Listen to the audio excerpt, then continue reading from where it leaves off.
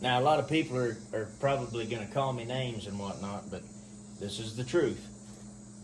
If you're riding, I don't care if it's a mule or a horse or a donkey, if you're riding them and your back cinch has that much of a gap in it, you might as well cut your latigos off and throw them away, because that back cinch is not helping at all. Okay, the back cinch keeps the back of your saddle held tight down to the top of the mule or the horse's back. So even on a horse, you shouldn't have a gap in your back cinch. It should be not just overly tight, but it should be on that mule's belly or on that horse's belly.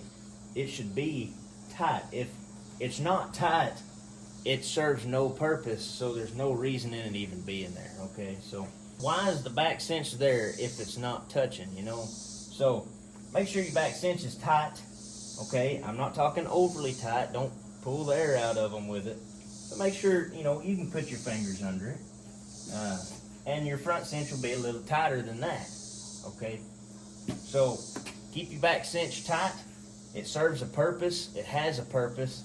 And if it's not touching their belly, there is no use in even having it on your saddle. So I hope y'all got something out of this. I know there's a few people gonna absolutely string me up over the back cinch, but I have been riding these mules for a while, and I've been riding them like this for a while, and this is the only way to go. If you want your saddle to stay in place, keep that back cinch tight. Now y'all stay safe and keep muling.